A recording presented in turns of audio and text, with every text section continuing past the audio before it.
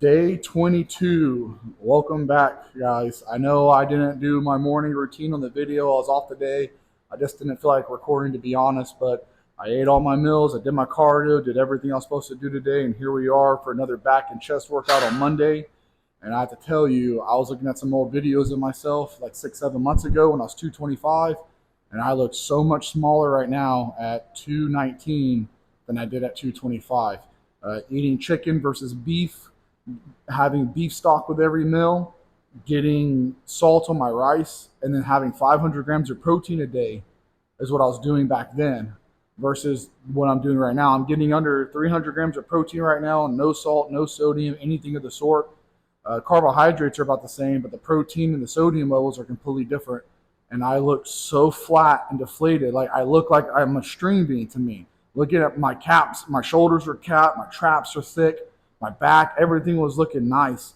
And now I just look like, to me, a string bean. Like I hate the way I look right now. To be honest, I hate the additional fat. I absolutely hate it. And I hate how I have to go through this depleted look to be able to get rid of this. But I know it's temporary because once I get rid of all the fat and I'm left with abs, I can start introducing sodium back in. I can start increasing my protein back up, and I can start bulking back up, and I'll fill back up because the first 10 pounds was all water weight. So I lost a lot of water volume and size just from that alone. So I know it's going to come back. It's just going to take a little bit of time, but still, it's depressing seeing yourself go from being thick and muscular to like skinny and deflated.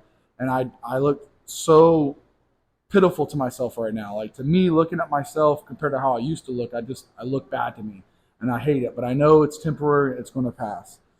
And then just adding salt back in will make a huge difference. But I might start increasing my protein because I lost 3 pounds last week. If I lose another 3 pounds this week, and I feel like I'm just looking muscularly smaller, I'm probably going to increase my protein by another 50 to 75 grams a day to kind of help preserve my muscle mass and prevent any muscle loss from being in such a big deficit and doing so much cardio. But let's get this workout going. This is my first set right here. You guys know the routine. Also, I'm wearing the hat so I can have the mic on because of, well, I normally clip it on my shirt, but I'm not going to work out with my shirt no more. It's warm enough in here now where I can train without it.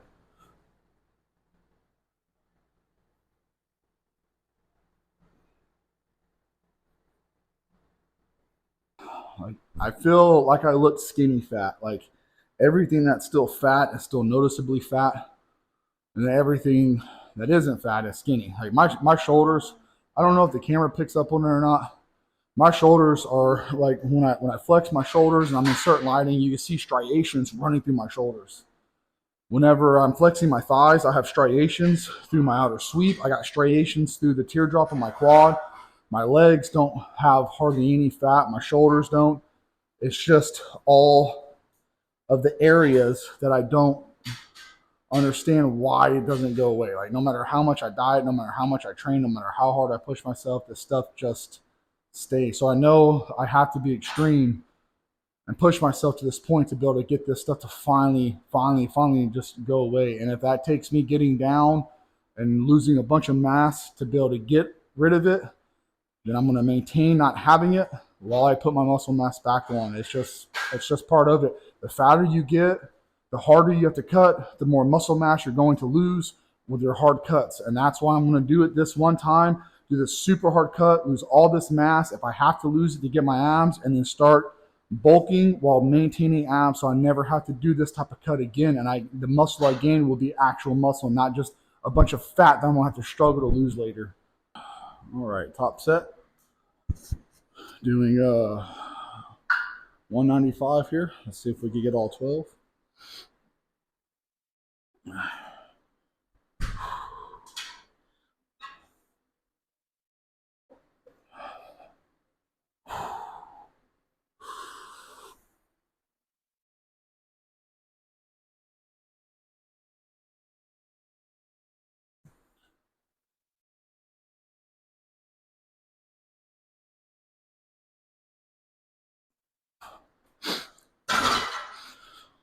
Well, we got 9, so that's not too bad. Don't get me wrong. I put in a lot of work and a lot of effort, and I know part of this is as you lose weight, you will get flat, you will be deflated, and you're not going to look like you're going to look like when you're all full of carbohydrates and sodium and everything else. But like I was just saying, the bigger you get on an off-season bulk, the fatter you get, the harder it is to maintain that muscle mass on such a big deficit. I mean, you could lose it slowly, but you think about it, if you gain 15 pounds of fat and you want to lose it slowly, that means it's going to take you 15 weeks to lose 1 pound of fat to get back to where you were. Now, that's the goal. Now, if you're like, okay, well, I'm going to be lean enough with abs, I'll go 15 pounds overweight, and in the next 16 weeks, I'm going to cut down and lose those 15 pounds and come in a little bit leaner than last time. That's great if you're already there and you're lean enough and you have abs. But for where I'm at, being fat and chubby and still having a lot of body fat, to be like the mindset of like, I need to go in a bowl to get bigger, it's just stupid. And I've done this so many times. I start feeling small. I start feeling deflated. I start feeling weak. I start feeling like I look like small in my shirts. And I don't like looking small. I don't like feeling small. I don't like being small. So it gets in my head like, oh man, you got to put your size back on. So I get this delusional idea of like, oh no, you're just skinny fat and you need to put size back on. So then I start bulking back up. I put all the fat back on. Then I fill my shirts up and I feel better. But it's just delusional thinking that I look better because I'm bigger, but I'm not. So it's just a back and forth thing that I've been doing for a while. And I just need to stay to the course because like I've been telling myself over and over again, if you lose it while you're cutting, you never had it to begin with. Then once all the fat is gone, you'll see what you're really left over with. And then from there, you can start doing a true bulk and put on actual quality muscle mass and start building up the frame and working on the weak spots. It's just hard sometimes, man, like seeing yourself and then knowing what you want to look like versus how you look. And it's a huge mental game. It's a lot of back and forth in my own mind. And I don't know if anyone else struggles with that, but I know I do. And it's something I've been fighting with for many years. It's just one of those things. I like being big and strong. And even though that comes with the sacrifice of not having abs, but I got to get out of that mindset and just bottle that just way down deep inside of me. And hopefully it never resurfaces. But all right, here's my top set right here. Let's see if I can get all 12.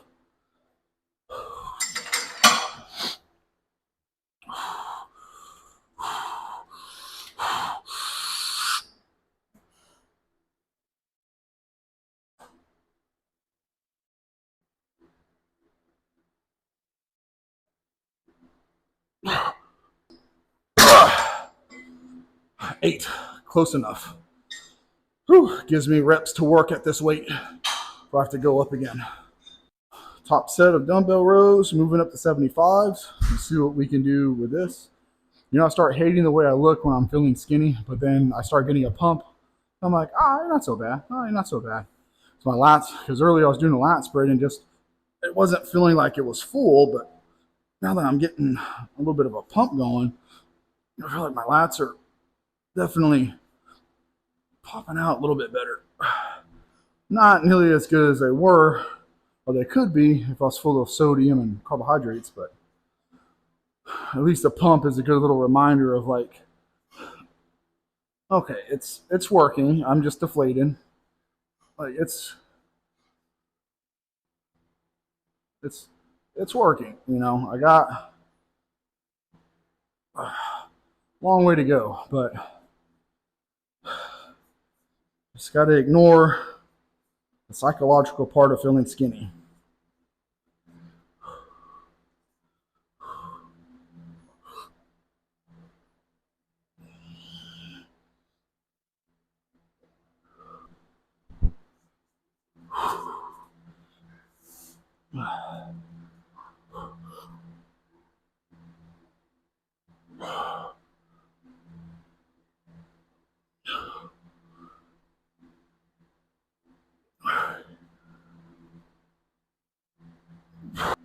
Top set on dumbbell press. Last week I did these 55s for 10.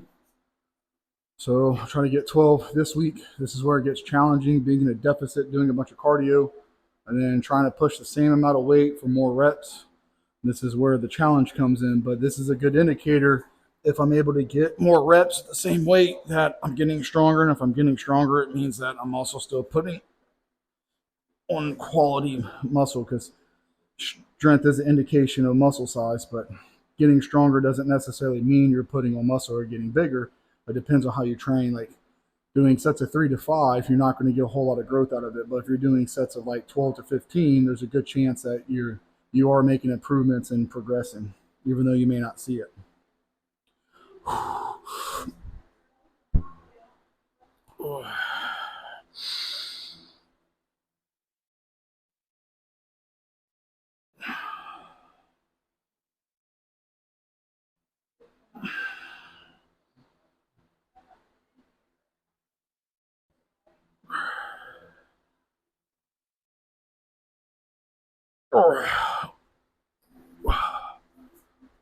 11 reps, one more than last week. I'll take it. I probably could have got 12, but I'm okay with 11 because that was a really good fight for that. I went years without being able to do incline presses and shoulder presses because my shoulder used to bother me really bad. My right shoulder would affect me, so I couldn't do any incline press or any overhead press. And my overhead press was incredibly weak along with my incline press compared to my pressing and my bench pressing.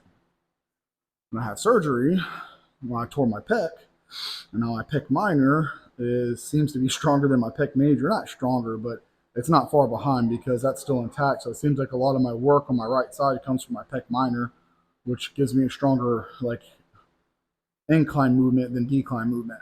It's just funny how much that injury affected my ability to overhead press versus just regular press or incline press, bench press. Anyways, you get what I'm saying.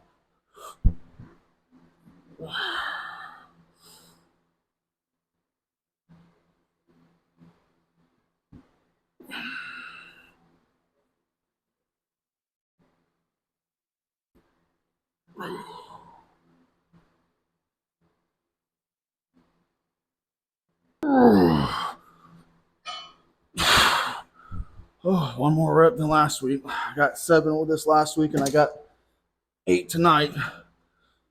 So still improvement. When it comes to bodybuilding, losing weight, gaining weight, getting bigger, whatever it is you're going for, it's one of those mental games where it's like you hear it all the time: trust the process, trust the process, trust the process. When it comes to bulking, when it comes to cutting, oh, well, yeah, you're going to get a little fat when you bulk. Yeah, you're going to get a little deflated and feel skinny when you cut. Trust the process, trust the process. But when you're in it, it's hard to see. And a lot of times, the reason why people get trainers is because doing it yourself, trying to self evaluate, is very difficult to do. Because when you start feeling skinny or you start feeling fat, you start feeling gross, you start feeling sickly. There's a lot of things that happen inside of your head.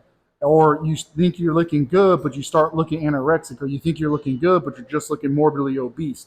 I'm getting big and thick. And a lot of times, when you have a trainer, they can see it from a different perspective and be like, no, you're on track, keep going the way you're going, or hey, we need to start pulling back, or we need to start bringing in, or we need to start adding in or taking out. And a trainer can kind of like see it in a different point of view than what you can, because the worst thing to do is the worst thing about it is when you're fighting your own hunger, you're fighting your own mental battle of like, do I look small because I feel small? Do I look fat because I feel fat? Or am I getting stronger? Or like, it's such a mental game, and having a trainer can be the difference of just zoning out, not having to think about it, and just listening and trusting what he's giving you for advice and following it.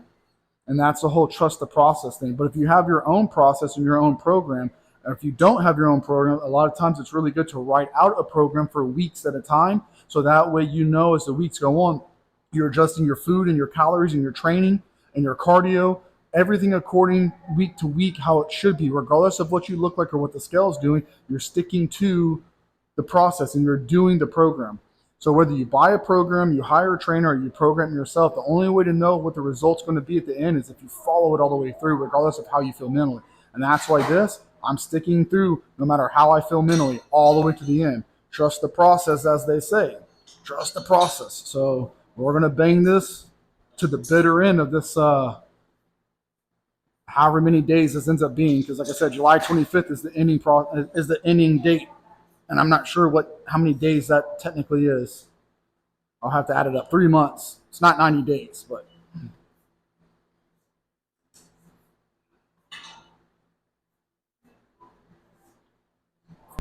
was a really good workout tonight. Everything went really well. I got a really good pump, regardless of how I felt.